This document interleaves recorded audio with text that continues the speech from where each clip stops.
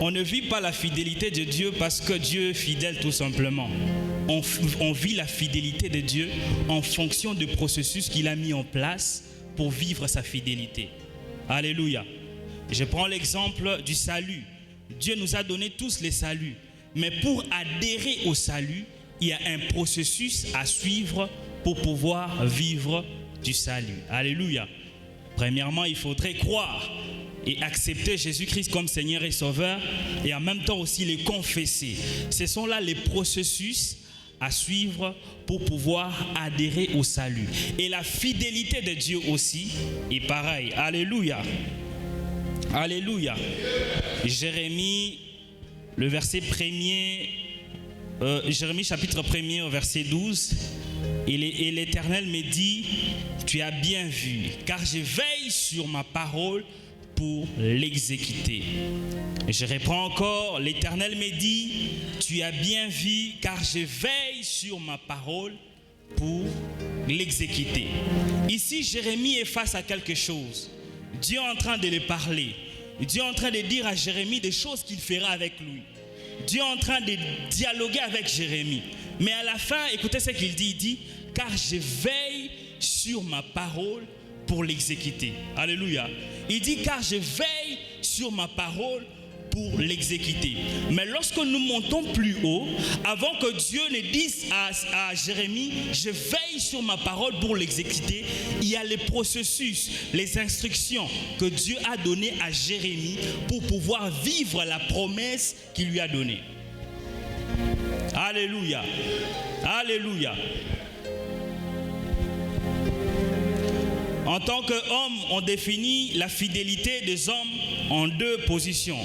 La première des choses, on définit la fidélité d'un homme lorsque on est dans de bons moments, dans le moment de bonheur, tout ça, on peut définir que l'homme est fidèle. Mais aussi lorsqu'on traverse dans le moment le plus difficile et que cet homme est toujours présent avec nous, là on s'est dit que Dieu est fidèle. Alléluia.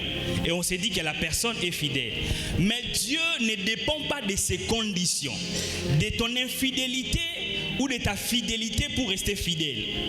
Parce que Dieu ne peut se nier à lui-même. Il est fidèle. La fidélité même là, c'est Dieu lui-même.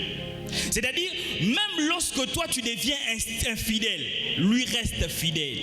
Même lorsque tu es fidèle, lui demeure fidèle. Alléluia. Je m'en vais lentement avec nous pour nous amener à comprendre la pensée que Dieu a mis dans mon cœur. Alléluia. Alléluia. Vous êtes avec moi? Alors, je disais ceci. J'ai dit, lorsque Dieu parle à Jérémie, avant que Dieu lui dise, je veille sur ma parole pour l'exécuter, avant cela, Dieu donne à Jérémie des instructions. Dieu a donné à Jérémie des instructions. Il lui a dit, j'aimerais qu'on lise pour que ce soit plus clair. Est-ce que nous pouvons prendre nos Bibles? Dans Jérémie, chapitre 1er. Jérémie, chapitre 1er.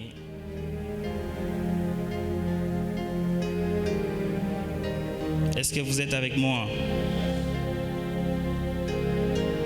Jérémie,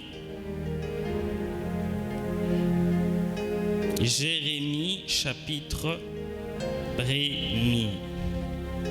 Nous allons commencer à partir du verset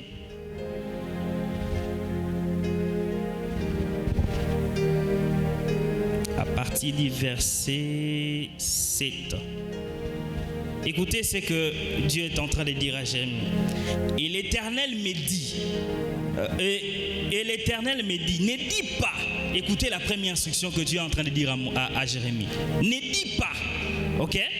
Je suis un enfant, car tu iras envers tous ces autres que je t'enverrai et tu diras tout ce que je t'ordonnerai. Ne les crains pas. Ça, c'était les instructions que Dieu a données à Jérémie pour que Jérémie puisse vivre la promesse qui lui avait été donnée par Dieu. Alléluia. Et chacun de nous ici a une promesse qu'il lui a donnée.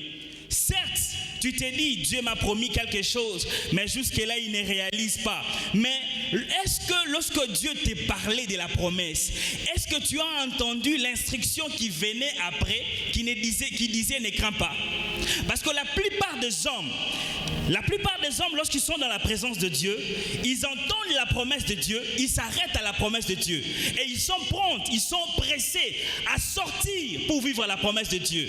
Mais ils ne laissent pas à Dieu le temps de leur donner les instructions qui marchent avec cette promesse.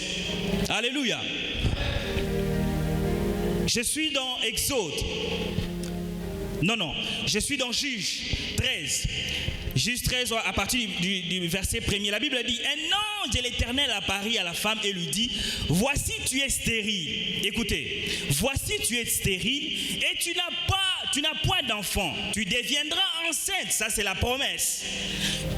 On est en train de donner la promesse. La femme qui était stérile, on lui donne la promesse. La promesse, c'est qu'elle deviendra enceinte. Et tu enfanteras un fils, premier d'état. Mais écoutez ce que j'aime. La Bible dit: maintenant prends garde, ne bois ni vin. Ça, ce sont maintenant les instructions. Au-delà de la promesse qu'elle avait reçue, il y a des instructions qui marchent avec cette promesse. Dieu t'a dit quoi? Dieu t'a dit quoi? Qu'est-ce que Dieu t'a dit? Dieu a dit que tu seras un grand chantre. Mais quelles sont les instructions que Dieu a données face à cette promesse? Parce que toute promesse marche toujours avec des instructions. La promesse de Jésus, avoir un nom élevé au-dessus de tout nom, écoutez, cette promesse était suivie d'une instruction de monter à la croix. Parce que si Jésus n'était pas monté à la croix, son nom n'allait pas être le nom élevé au-dessus de tout autre nom.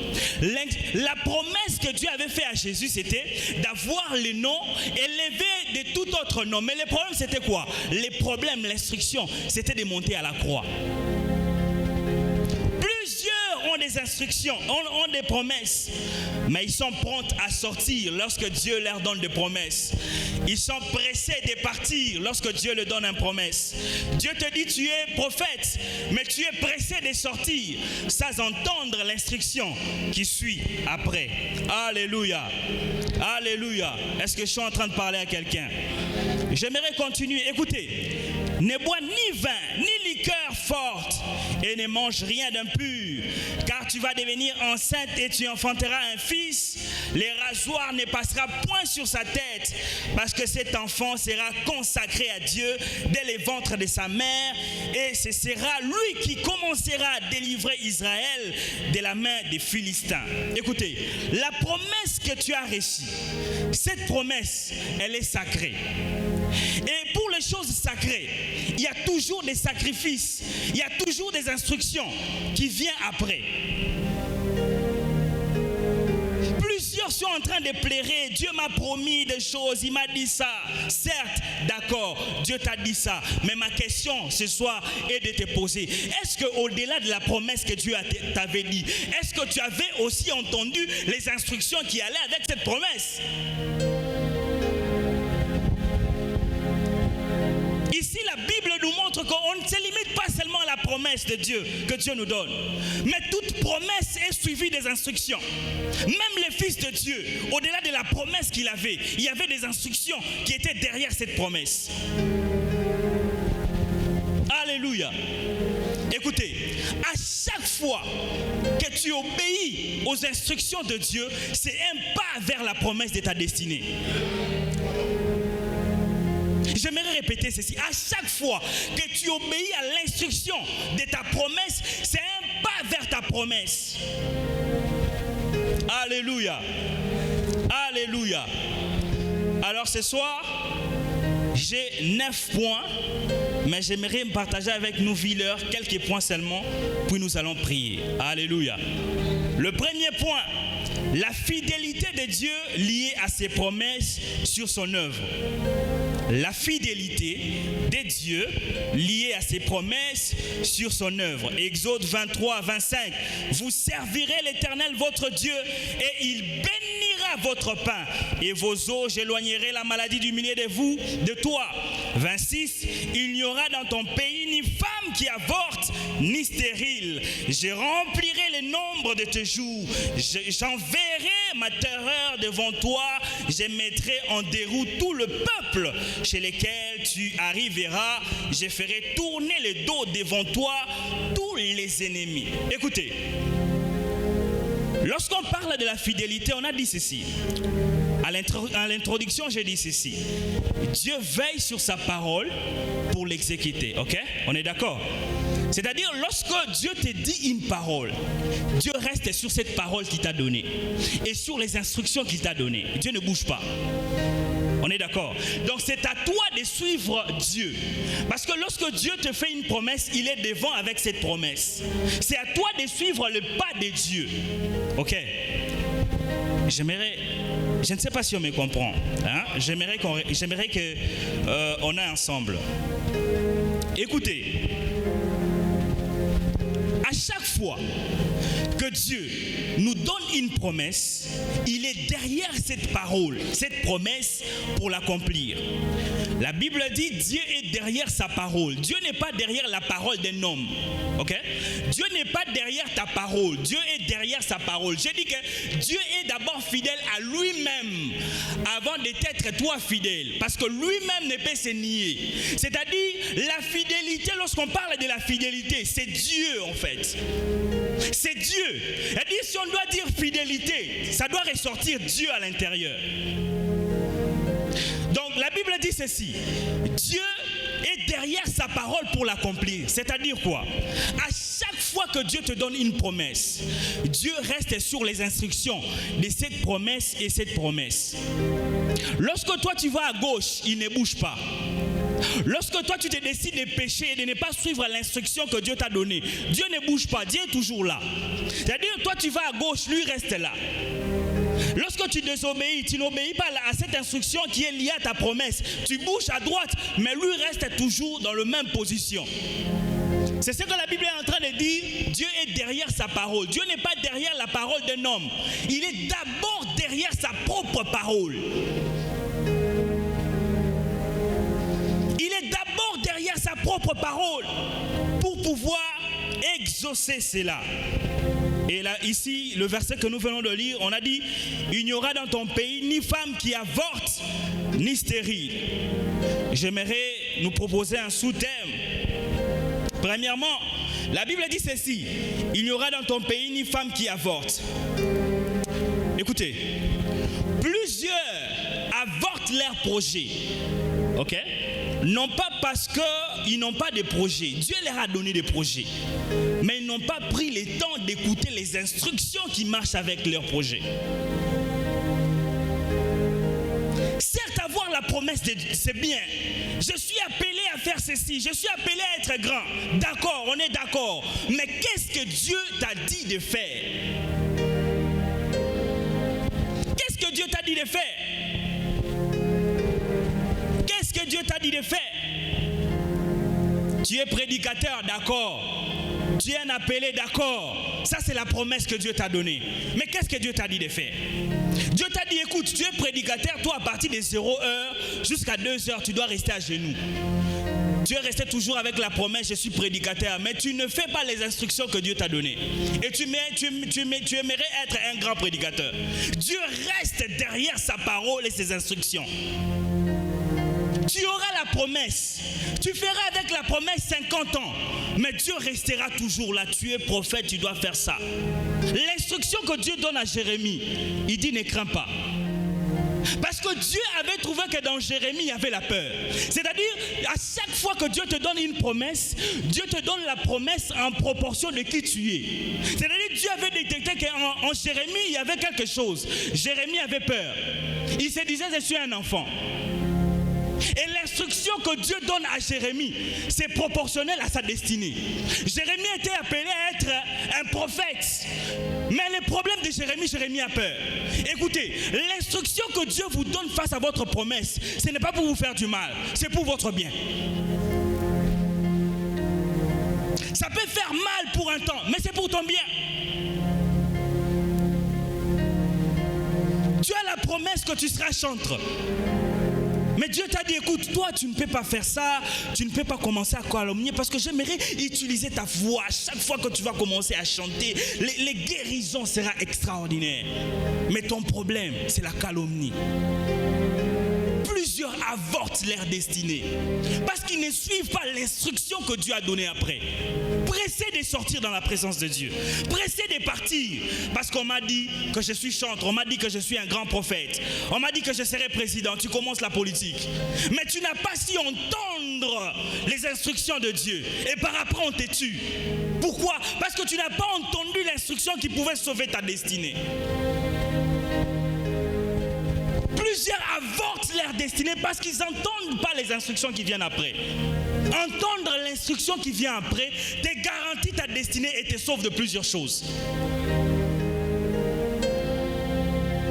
Lorsque Dieu te donne une promesse, Dieu met en place, on appelle ça quoi? Le truc quand on fait un balcon, il y a des carrefours. Les instructions là sont des carrefours qui peuvent te protéger lorsque tu arrives. Tu ne peux pas tomber parce que tu as les instructions que Dieu t'a données, ça te remet en place. C'est ça les instructions. Certes, c'est bien d'avoir une promesse, d'accord? Dieu t'a dit, tu seras une grande femme d'affaires, d'accord? Et après, quelles sont les instructions?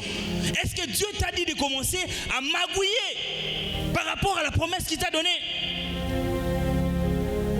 Plusieurs avortent leurs promesses parce qu'ils ne prennent pas le temps d'entendre les instructions après. Alléluia. Écoutez, Dieu te dit, tu vas voyager, mais toi à peine un visa, tous les oncles du village connaissent que tu vas voyager. Et après quand tu ne voyages pas, Seigneur, tu m'avais promis, tu m'as menti. Non, Dieu t'a pas menti, Dieu t'a dit que tu vas voyager. D'accord, mais il fallait entendre l'instruction, ne dis rien, ne parle pas. Écoutez, même Jésus, à un certain moment quand il faisait des miracles, il dit aux gens, ne disez rien. Jésus, le Fils de Dieu, le Tout-Puissant. Écoutez, Marc 16, 20. Alors il recommanda aux disciples de ne rien dire à personne qu'il était le Christ. Le Christ qui descend sur terre. Mais qui dit aux disciples, écoute, ne dis rien. Le Fils de Dieu. Mais toi, à peine on te dit, écoute, tu vas voyager, à peine tu as les visas. Tous les oncles du quartier connaissent.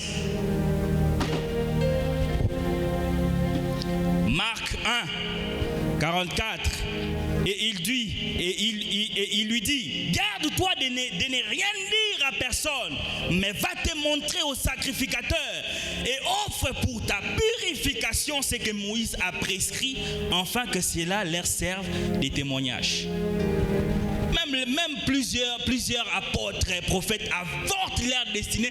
À peine un sali miracle, moroboé, à Tchafiche, guérison de...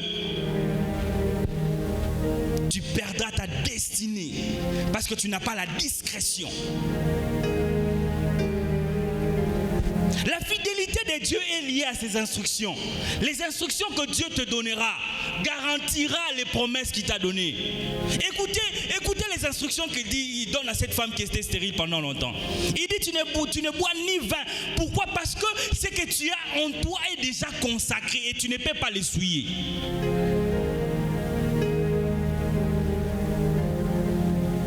Qu'est-ce que Dieu t'a dit?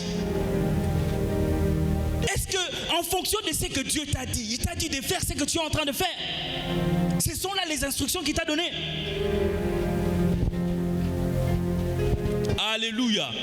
Plusieurs perdent même des relations, perdent les mariages, pressés de dire à tout le monde que je suis engagé. Ça n'engage que moi. Pressé de dire à tout le monde que je suis avec un tel. Et il oublie qu'à côté, il y a quelqu'un qui a un mauvais foi. Je connais une histoire. Un couple qui s'aimait, qui était en harmonie. Mais leur problème, tout le monde savait. Ils ne s'étaient pas encore engagés officiellement en termes de mariage. Mais c'était beau à leur vue. On se disait qu'il y a de l'avenir ici. Mais ils ne gardaient pas silence. Et malheureusement pour eux, ils sont tombés avec un ami là bizarre qui a tout abîmé. Il a perdu la relation. Pourquoi? Parce qu'il n'est pas discret. Écoute, même la promesse, la fidélité de Dieu, lorsqu'on parle de la fidélité de Dieu, ça égorge plusieurs choses. Dieu t'a donné la promesse, c'est vrai. Mais il faut savoir garder cette promesse qu'il t'a donnée. Dieu est le garant premier de ta promesse, mais le garant second, c'est toi. Parce que lorsque Dieu donne une promesse, Dieu ne réalise pas la promesse seul. Dieu marche toujours avec quelqu'un en collaboration pour pouvoir réaliser la promesse qu'il a donnée.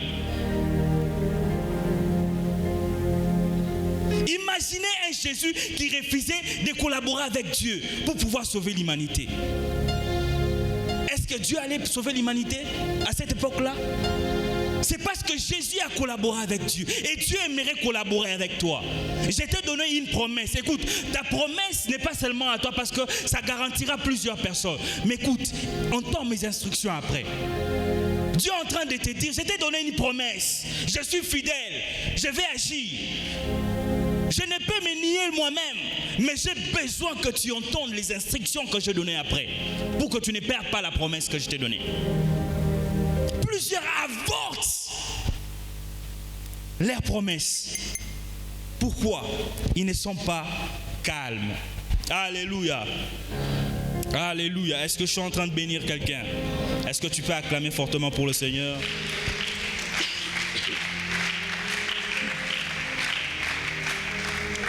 Écoutez, il y a un homme qui a avorté sa destinée, un homme de Dieu extraordinaire dans la Bible. Vous imaginez? Il a avorté l'effet d'entrée à Cana. Il s'appelle Moïse. Dieu lui dit, écoute, j'aimerais qu'on lise. Il a avorté l'effet, parce que c'est lui qui avait, Dieu lui a donné à lui la vision. Et c'est lui qui devait arriver jusqu'à Cana. Mais à cause de ce qu'il a fait, il n'a pas entendu l'instruction totale. Écoutez, lorsque vous marchez avec Dieu, je vais vous dire quelque chose. Ce qui est arrivé à Moïse. Lorsque vous marchez avec Dieu, les instructions augmentent en fonction que vous marchez. Cette instruction, Moïse ne l'avait pas eu au début. Il a eu à une étape là où ils étaient. Mais Moïse n'a pas agi en fonction de cette instruction qu'il avait. Et ça l'a empêché de pouvoir entrer à Cana, mais il a vu Cana de loin. Écoutez, Dieu peut vous donner une promesse. C'est une parenthèse que j'ouvre, je vais revenir. Dieu peut vous donner une promesse. Mais lorsque vous marchez avec Dieu, les instructions varient en fonction de la manière où vous marchez avec Dieu. Ils arrivent dans la mer appelée, j'aimerais qu'on lise, parce que je risque de... Exode, nombre 27. L'Éternel parla à Moïse et dit, prends la verge et convoque l'assemblée, toi, ton frère Aaron, vous parlerez en leur présence au rocher, et il donnera ses eaux. Tu feras sortir pour eux de l'eau du rocher. Tu abréveras l'assemblée et leur bétail. Moïse prit la verge qui était devant l'Éternel, comme l'Éternel lui avait ordonné. Moïse et Aaron convoquèrent l'assemblée en face du rocher, et Moïse leur dit, écoutez donc, rebelles. Écoutez donc, rebelles. Est-ce de cet rocher que nous vous ferons sortir de l'eau? Puis Moïse leva la main et frappa 2 fois le rocher avec sa verge. Il sortit de l'eau. Dieu a exaucé Moïse, bien sûr. Mais écoutez, en abondance, l'ensemble vit et les bétails aussi. Alors l'Éternel dit à Moïse et Aaron, parce que vous n'avez pas cru en moi pour me sanctifier aux yeux des enfants d'Israël, vous ne verrez point, vous ne ferez point entrer cette assemblée dans le pays que je lui ai donné. Un grand homme de Dieu, un homme de Dieu comme Moïse. Quel est cet homme de Dieu qui a fait des prodiges comme Moïse? Il a séparé la mer Rouge en 2. Mais arrivé devant le rocher, Dieu lui donne une instruction face à la promesse qu'il avait d'entrer à Cana. Mais écoutez ce qu'il lui fait. Il désobéit à cette instruction que Dieu lui avait donnée. Il fait comme bon lui semblait. Et la conséquence c'est quoi? Il avorte l'effet d'entrer à Cana avec le peuple. Il a avorté l'entrée de Canaan, avant même d'entrer à Canaan. Pourquoi? Parce qu'il n'a pas suivi et fait l'instruction comme cela lui était demandé. Plusieurs ici ont des instructions. Dieu t'a parlé, t'a même dit, écoute, toi, pour ce que tu as pour ton problème, j'aimerais pas que tu fasses trop de jours. Salaka gêne à Okaka, de 6h à 18h. Yogo ça la gêne, yati. Et tu veux que Dieu puisse te donner ou réagir face à cette promesse. L'instruction reste l'instruction. Ça ne change pas. L'instruction reste l'instruction. On n'ajoute pas un O ou un A devant l'instruction, non. L'instruction reste l'instruction. Alléluia. Est-ce que je suis en train de bénir quelqu'un? Je suis en train de bénir quelqu'un. Est-ce que quelqu'un peut m'aider à clamer fortement pour le Seigneur? Je m'en vais rapidement. Je vais donner un second exemple, puis on va prendre les seconds points rapidement. Genèse 19, 15. Cette femme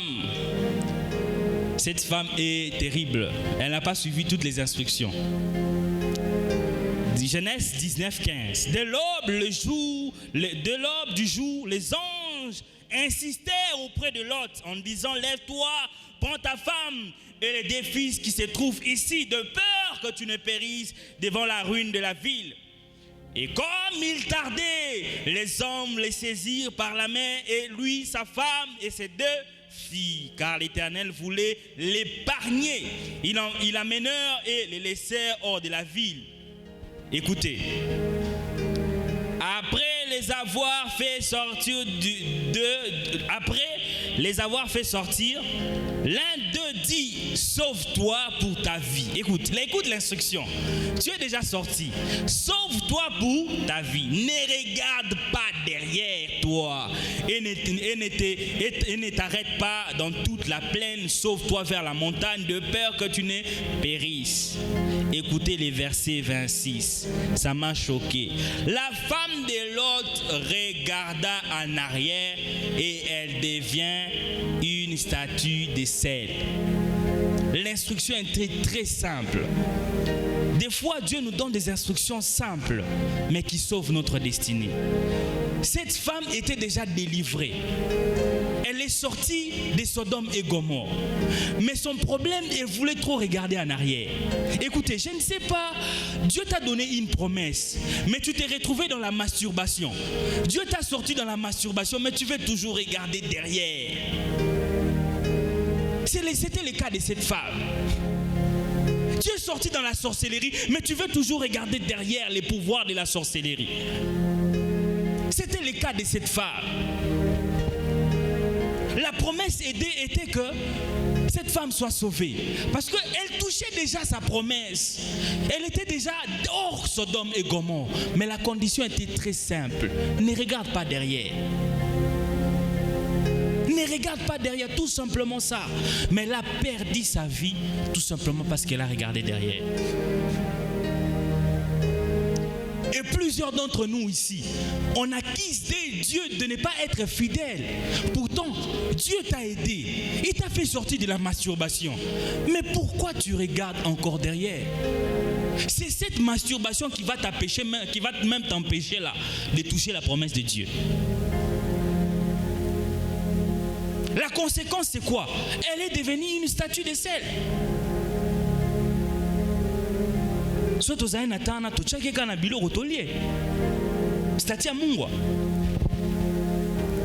Au lieu de servir toute une nation, elle s'est servie pour mettre à la nourriture. Malheureusement pour elle. Des fois, Dieu nous donne des instructions simples. Dieu te dit, écoute, pour ta destinée, tu es appelé à être chantre. Lalanakae pembeni. Lalanakae. Simple. Lalanakae. Attends, parce que ça nous arrive aussi. Dieu peut réveiller quelqu'un la nuit. Et l'homme samika à la moussure. Pour commencer à l'aksaki. Instruction simple, mais tu acquises Dieu de ne pas être fidèle. Dieu est fidèle. Mais il reste fidèle à sa parole, il ne bouge pas. Lorsque toi tu vas à droite, lui il reste au milieu. Lorsque tu vas à gauche, il est toujours là. Alléluia. Alléluia. Écoutez, le point suivant dit, ni femme stérile. Écoutez, ni femme stérile. J'étais en train de parler de la fidélité de Dieu liée à ses promesses sur son œuvre. On est à la fidélité de Dieu liée à ses promesses sur son œuvre. Parce que j'ai donné les versets Exode 23, 26, vous servirez l'Éternel. Et la conséquence de tout ça, c'est-à-dire, il n'y aura pas dans ton pays ni femme qui avorte. J'ai parlé d'avortement. Plusieurs avortent leur destinée. Vous êtes d'accord avec moi? Parce que cette promesse est liée à l'œuvre de Dieu. Cette promesse est liée au fait que tu sers Dieu. Lorsque tu sers Dieu, il y a des promesses attachées. J'aimerais très bien l'expliquer avant de pouvoir continuer. Il se peut que je parle et qu'on ne me comprend pas. Lorsque je parle de la fidélité de Dieu liée à ses promesses, c'est-à-dire dans la Bible, il y a plusieurs promesses que Dieu a données, des promesses universelles. Je ne parle pas des promesses personnelles. Les promesses personnelles, c'est-à-dire Dieu t'apparaît ou Dieu te dit, écoute, je ferai de toi ça, ça, ça. Non, je parle des promesses universelles. Les promesses universelles, c'est ce que Dieu a mis dans la Bible à la portée de tous. On comprend, non? Et c'est ce que Dieu a mis dans la Bible à la portée de tous. Par exemple, dans Exode 23, 25, il dit, vous servirez l'Éternel. C'est-à-dire, si vous me servez, ok? La conséquence, c'est quoi? Il n'y aura pas dans ton pays ni femme qui avorte. Je viens de parler des femmes qui avortent, ok? Mais aussi, il dit, ni femme stérile. Je ne sais pas si je me fais comprendre jusque-là. C'est-à-dire, lorsque tu entres en Dieu, il y a des promesses universelles que Dieu donne. Et ici, je suis en train de parler la fidélité de Dieu liée à son œuvre. C'est-à-dire, ça, pour obtenir ceci, la condition, c'est servir Dieu. Exode 23, 25. Vous servirez l'Éternel votre Dieu et il bénira votre pain et vos eaux. J'éloignerai la maladie du milieu de toi. Il n'y aura pas dans ton pays ni femme qui avorte ni stérile.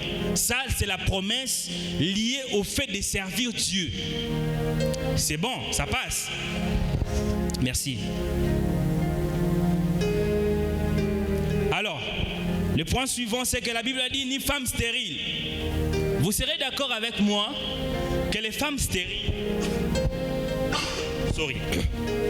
les femmes stériles ont des matrices. Mais le problème c'est quoi? C'est que leur matrice n'a pas la capacité totale de prendre la sémence et de se reproduire. On est d'accord? On est d'accord? Et c'est ce que la Bible dit ici. Il dit, ni femme stérile. Écoutez, tu es chanteur, tu as la voix, mais tu n'as pas la capacité de capter l'inspiration de Dieu. Alléluia.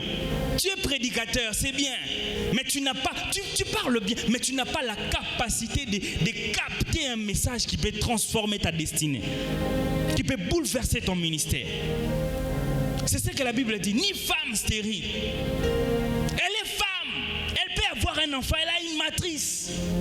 Mais le problème c'est que sa matrice n'a pas la capacité totale. Je ne sais pas si des médecins, ce que je dis c'est vrai. Hein? C'est vrai? C'est vrai, hein?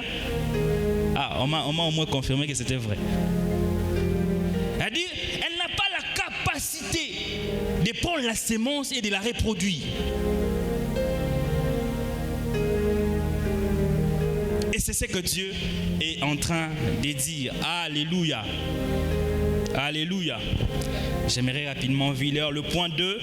La fidélité de Dieu liée au sacrifice. Que vous le voulez ou non, il existe la fidélité de Dieu liée au sacrifice. Dieu a mis ça comme ça, point barre. Dieu est fidèle. Il n'a pas besoin de te prouver qu'il est fidèle. Mais il y a la fidélité de Dieu liée au sacrifice.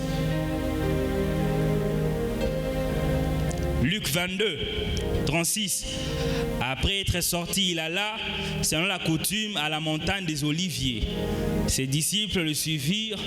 Lorsqu'il fit arriver dans ces lieux, il leur dit, priez afin que vous ne tombiez pas en tentation. Puis il s'éloigna d'eux à la distance d'environ un gec. Bon, je ne sais pas comment on prononce ça, vous comprenez quand même. De pierre. Et s'étant mis à genoux, il pria en disant, Père, si tu le voulais, éloigne de moi cette coupe. Toutefois, que ma volonté ne se fasse pas, mais la tienne. Alors un ange lui apparut du ciel pour le fortifier. Il se passe quelque chose ce jour-là, au mont des Oliviers. Ce qui se passe, c'est que, c'est une parenthèse, Dieu les demande de prier. Parce que Jésus a compris que ce jour-là, tout le monde sera tenté. Les scribes seront tentés d'arrêter un innocent. Les disciples aussi seront tentés de fuir. Pierre sera tenté de couper l'oreille de Malchus. Il sera aussi tenté de renier Jésus. Mais écoutez, Jésus lui dit ceci: priez enfin de ne pas tomber, et d'autres versions disent de ne pas succomber à la tentation. C'est-à-dire ce jour-là, c'était une journée ouverte de tentation. Jésus savait. Et Jésus aussi était tenté de fuir la croix. C'est pourquoi lui, qu'est-ce qu'il fait? Il part prier. Écoutez, au-delà de la promesse que Dieu t'a donnée, tu as besoin de la prière. Donne-moi amen, tu as besoin de la prière. Parce que la prière te permettra, te donnera la force de pouvoir obéir aux instructions que Dieu t'a données. Au-delà de la promesse que Dieu t'a donnée, tu as besoin de la prière. Écoutez, tous les hommes qui étaient là, ces jours-là, c'était une journée ouverte de tentations. Les scribes, les pharisiens ont arrêté un innocent. Les disciples ont fui. Qu'est-ce qui arrive? Pierre renie Jésus. Au-delà de renier Jésus ces jours-là, il a coupé l'oreille de quelqu'un. Mais seul Jésus n'a pas succombé. Pourquoi? Parce qu'il a prié. Il a prié. J'aimerais encore les répéter. Au-delà de la promesse que Dieu t'a donnée, la prière est très importante dans la promesse. Dans la fidélité de Dieu, il existe ce qu'on appelle la prière, l'élément prière. Parce que l'élément prière te donnera la force. Te donnera la force. Et ces jours-là, Jésus n'avait plus de force. Écoutez la prière de Jésus. Il dit: Seigneur, si tu le peux, éloigne cette coupe de moi.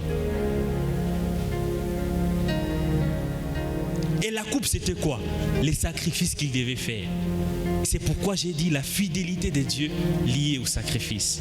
Que vous le voulez ou non, Dieu peut vous donner une promesse. Vous devez accepter les sacrifices qui vont avec cette promesse.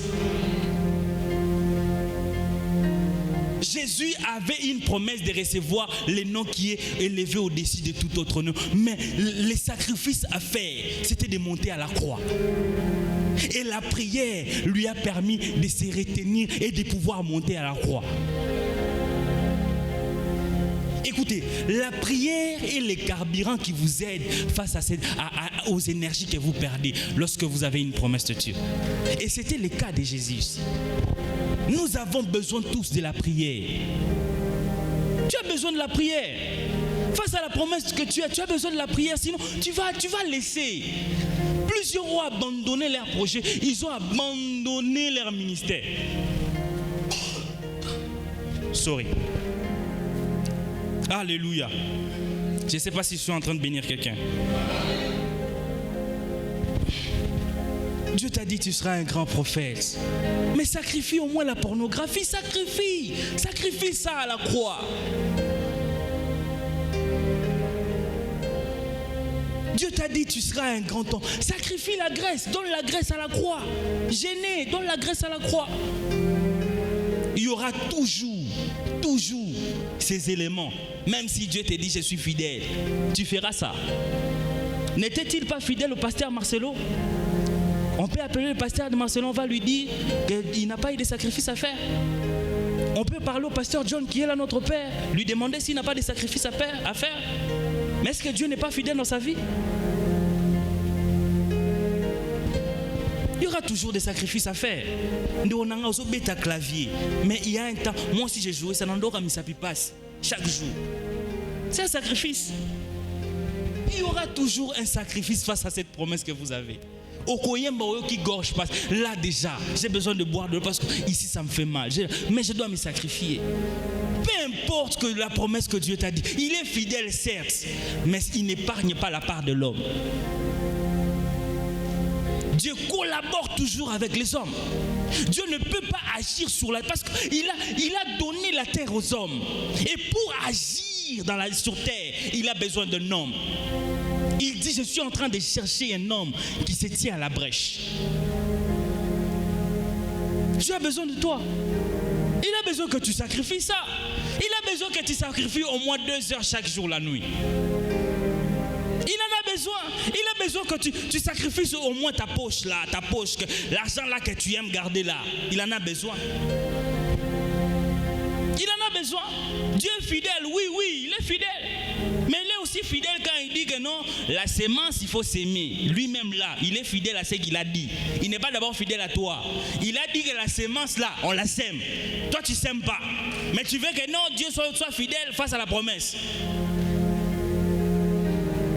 La sémence là, on sème ça sur terre. Mais toi, tu ne veux pas s'aimer, tu veux garder ça. Et beau, t'en as poche. Non, il faut s'aimer. C'est le sacrifice. Est-ce que je suis en train de bénir quelqu'un? Je m'en vais rapidement pour chuter. Wow. Bon, ça j'ai déjà parlé. La fidélité de Dieu liée à l'offrande et à la dîme. Il faut s'aimer. Anne a s'aimé son fils. Anne était en train de pleurer. Seigneur, les jours qu'elle a donnés à Dieu, les fils, Dieu agit. Dieu n'est pas fidèle, il est fidèle. Mais il a toi la loi de la sémence, c'est lui-même là qui a mis ça. C'est lui-même qui a mis ça. Il ne faut pas traiter de Dieu mensonge. Aujourd'hui, je t'ai tout dit. C'est lui-même là qui a mis ça. Et cette loi-là que lui-même il a dit, il est derrière ça pour pouvoir garantir ça. Il est le garant premier des instructions qu'il donne. C'est comme ça. Il est le premier garant des instructions qu'il te donne. Tu n'obéis pas, c'est ton problème. Il est le premier garant. Il a parlé de la loi de la sémence. Il faut s'aimer. Lui-même, il est garant pour protéger ça. Je vais chuter par ici.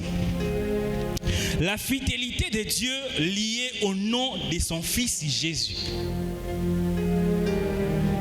Jésus avait eu la promesse, son nom sera élevé au-dessus de tout autre nom. Et il a accompli sa mission. Et Dieu, comme Jésus a accompli sa mission, il a sauvé toute l'humanité. Dieu est fidèle au nom comme il avait promis. C'est pourquoi on dit au nom de Jésus. Aujourd'hui, on va prier au nom de Jésus. Tu vas implorer Dieu au nom de Jésus. La fidélité de Dieu liée au nom de son Fils Jésus-Christ. Écoutez, Dieu, je répète, j'ai dit Dieu est derrière sa parole pour l'accomplir. Et ici, je vais m'arrêter là. Je vais tout simplement donner le verset biblique. Jean 3,16, car Dieu a tant aimé le monde qu'il a donné son Fils unique, afin que quiconque croit en lui ne périsse point, mais qu'il ait la vie éternelle. Philippe 2,8, il s'est humilié lui-même, se rendant obéissant jusqu'à la mort, même jusqu'à la mort de la croix. Philippiens 2,9, c'est pourquoi la conséquence, aussi Dieu l'a souverainement élevé et lui a donné le nom qui est au-dessus de tout nom. Philippiens 2,10, enfin que de Jésus tout genou fléchisse dans le cieux, sur la terre, sous la terre, et que toute langue confesse que Jésus-Christ est Seigneur, à la gloire. Il finit, il dit quoi? À la gloire de Dieu le Père. Dieu aime la gloire. Il a dit tout ça. À la fin, il clôture à la gloire de Dieu le Père. Quand tu cites Jésus face à un problème, c'est la gloire de Dieu le Père. Quand tu dis Jésus, c'est la gloire de Dieu le Père qui descend. Face à ces problèmes, face à ces sorciers, ils fuient parce qu'ils voient la gloire de Dieu descendre. Quand tu dis Jésus face à ton problème, c'est la gloire de Dieu qui descend, les cabots, le poids de Dieu. Quand tu dis Jésus face à ces problèmes de manque de travail, c'est la gloire de Dieu que tu es en train d'appeler. Quand tu dis Jésus face à ce travail, face à tes études, c'est la gloire de Dieu que tu es en train d'invoquer. Dieu est fidèle au nom de Jésus-Christ. Écoutez ce qu'il dit dans Marc 16, 17. Voici les miracles qui accompagneront ceux qui auront cru. Là maintenant c'est Jésus. En mon nom, ils chasseront les démons, ils parleront de nouvelles langues. Écoutez, le nom de Jésus est puissant parce que Dieu se retrouve dans le nom de Jésus. La fidélité là se manifeste dans le nom de Jésus. La fidélité est dans le nom de Jésus. Lorsque tu pries, la fidélité n'est pas d'abord dans ton nom là, dans le nom de votre oncle, c'est dans le nom de Jésus. Ici, on ne parle pas d'autres noms, je m'évite de citer, mais ici, on parle du nom de Jésus. Lorsque tu invoques, tu parles du nom de Jésus face à ton problème. Dieu est fidèle à sa parole. Il reste fidèle. Quand tu dis Jésus, Dieu est là. C'est-à-dire, avant même que tu commences, l'intention même, il est là. J'aime Jésus. L'intention même, il est là. J'aimerais nous inviter aujourd'hui à prier au nom de Jésus. À invoquer le nom de Jésus. Parce que Dieu est fidèle à la promesse qu'il a faite à Jésus. Et la promesse qu'il a faite à Jésus, il dit, tout genou fléchira. Je ne sais pas quel est ton problème, mais ce soir, j'aimerais te dire, tout genou fléchira. Sur la terre, sous les eaux. Au nom de Jésus. Le nom de Jésus est capable de provoquer une solution face à ton problème. Je ne sais pas quel est le problème que tu as aujourd'hui, mais c'est par le nom de Jésus qu'il y a la solution. La solution n'est pas dans ton oncle là qui est au Canada, qui envoie l'argent tout le temps. La solution, c'est Jésus. La solution n'est pas là où tu pars chercher, mais la solution, c'est dans Jésus. Est-ce qu'on peut s'élever? On va prier dans le nom de Jésus. Jésus.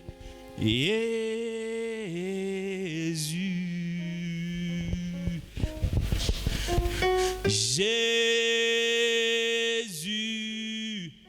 Jésus. Jésus. Est-ce que tu peux confesser ça? Jésus.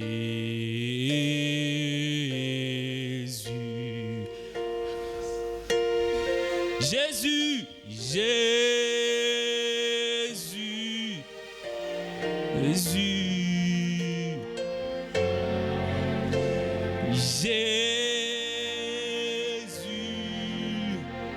Jésus.